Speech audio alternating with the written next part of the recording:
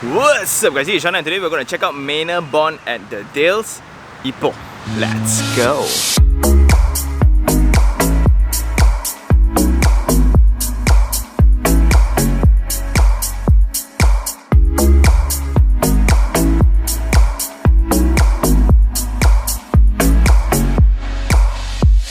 This round, we are going to check out the luxury segment. And when you talk about luxury segment, there are only several addresses in Ipoh. You have the Thompson, you have the Tiger Lanes, you have the Enclave, and another one would be the Dale. So last time, this plot of land, I think it's around 60 over acres, is divided into two by the highway lah. And this part, you have all the exclusive bungalows, but Manor Born is a development within that address. So this is a stratified project. Coming in from the guardhouse, you will be welcomed with a swimming pool, and there are 18 units in total. You can see the orientation is pretty direct lah, either south facing or north facing. So in terms of location, this is situated along Jalan Tambun, that road that connects Tambun with Ipoh town. And since I'm now in the show unit, let me just tour you guys around. And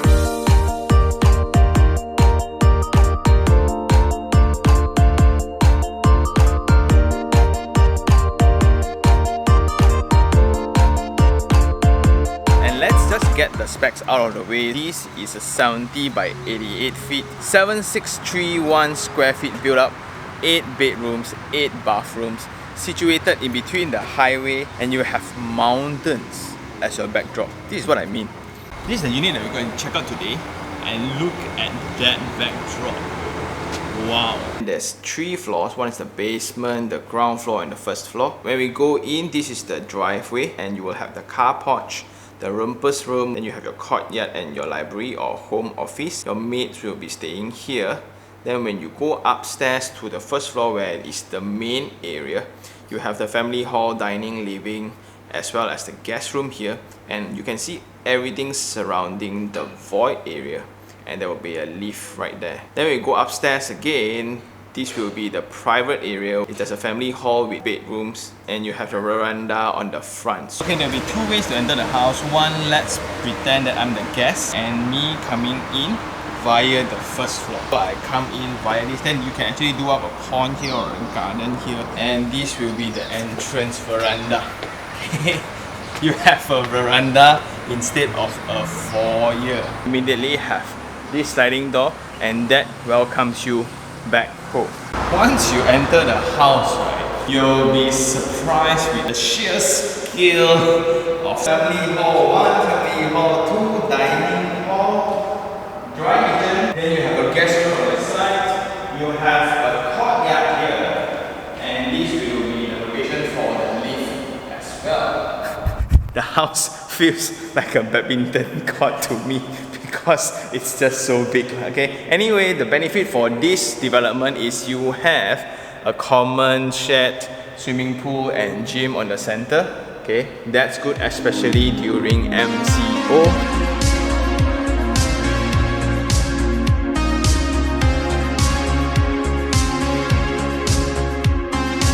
And because it's a bungalow, it has the benefit of having openings on 4 different sides. Plus, they have a center void where it further enhances the daylight in the house. Because when the scale is so big, right, the central spaces is pretty inevitable that there will be dark spots. So this resolves it. Marble flooring, timber skirtings, and this will be the guest bedroom. Coming in, you will have this opening, you will have this opening, you will have this opening. Wow! But one thing to take note is the road in front, right? It's a highway lah. You will have noise when you are on the outside, but once you close the window, it's pretty much resolved. So something to take note lah. And this guest room will also have his own bathroom, full height wall tiles, service seat, WC, and service seat, base seat. Nice. Then connecting from the dining, you actually put an island here as your breakfast counter that connects you to the dry kitchen. Just check out the length. Amazing length. Full height wall tiles, and then this will be the wet kitchen connecting to the washroom and storage area.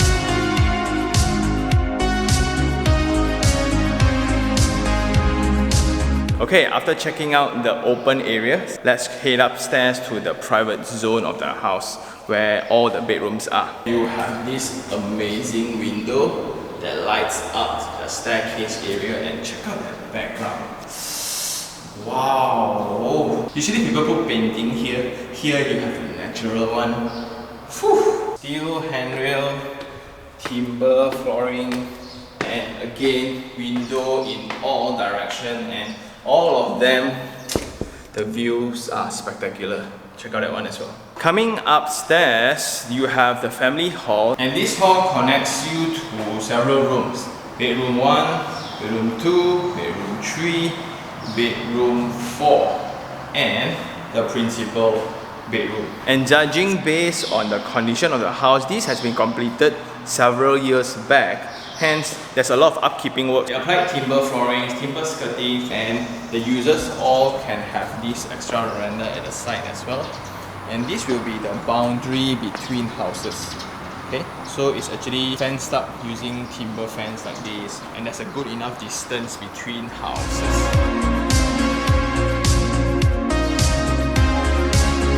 So all bedrooms are pretty similar, where you have timber floorings, then you have a window panel, and the very luxurious size with their very own ensuite bathrooms. And they'll be using Naham and Naham, but I don't know if that's the way you pronounce it or not.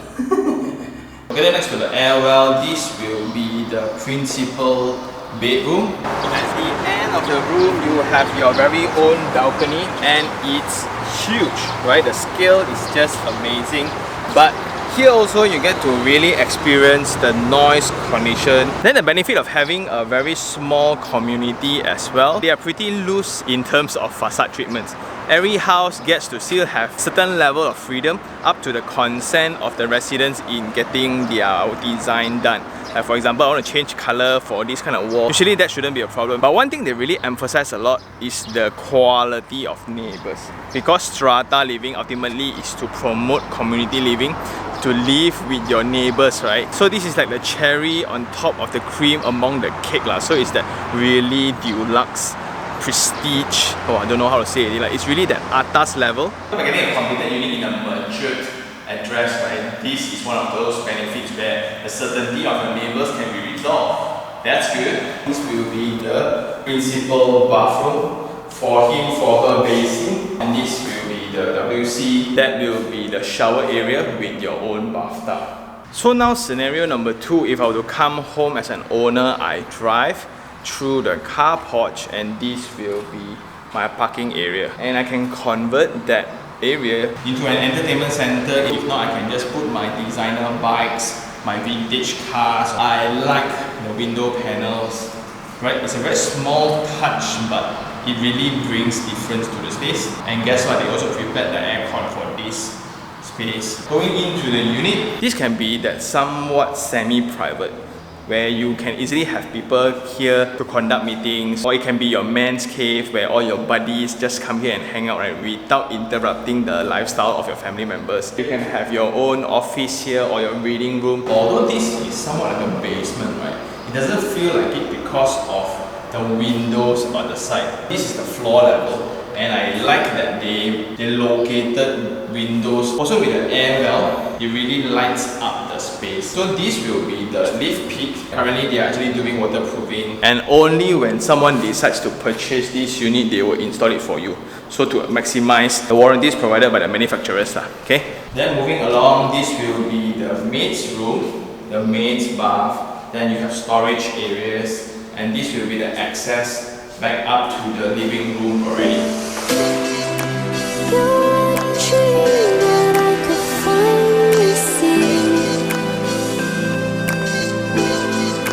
And the benefit for this house here is that directly you can access the swimming pool area.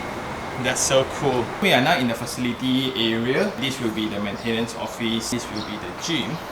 And that will be the swimming pool. Also, there's a barbecue area if you want to host your friends. But one observation, the roads are pretty narrow in this neighborhood. You can just check out every house here, right? It's all done in a very tip-top condition. Some change their balcony, some change their courtyard areas. So in the front, you have the highways, and one street away at the back will be this amazing park. You can feel how serene it is, right? And this is what I meant, a strata living among an individual titled community. After you go in through one guardhouse, right, you have a separate boundary line all together before you go into your own home. And I think it's now time for Sean take 3 on 3. 3 things I like. Number 1, it's the design practicality. From the lot size is already almost square, where you have 70 by 88, and you go into every room, it's very practical. Every space has that sufficient width and length and height, plus with all the openings on every side. The first concern I had was the basement for being too dark, but the design team did it very well, where they allocate window panels to allow light into the space. And with a house with massive width and length, the center space always tends to be dark, and to resolve that, actually located an air well inside. I think it's very practical. Number 2, to convert this into a strata. So the benefit of this strata development is located in the existing guarded development. So the residents will then need to go through 2 guardhouses before they reach home. And in contrast to the existing development where you have individual title, empty land, they get to build whatever they want. Here you have the uniform design layout, and you get to enjoy the common areas such as the swimming pool and the gym. Plus, this is a completed building in the matured neighborhood. You really get to see who is living in this area, and you get to take a stroll around before you decide to buy. And last of all would be the surrounding, because in this street itself is where all the high-end livings are. You have the Thompson, you have the Enclave, you have the Tiger Lane, and that includes the Dales. Also, when you come into the development, the first thing would be the park backdrop of this hill, this limestone hill, I guess. It's so magical, like the view from your staircase window, right? When you look outwards, it's like a painting. Not only the back, also at the front. That's just amazing. Unfortunately, one of the things that I don't like as well is also the surrounding, which is the highway. Like at the same time, when you have birds having dialogues with each other, you have the sound of nature on one side, on the other side you have the sound of traffic, especially when you are hanging out in the outdoor spaces. So I think when you are in the internal spaces, it wouldn't be a problem, but it just takes away that magical moment. Every time I wake up in my bedroom, I open up to my balcony. Point number 2, what I don't like would be the entrance into Dales, right?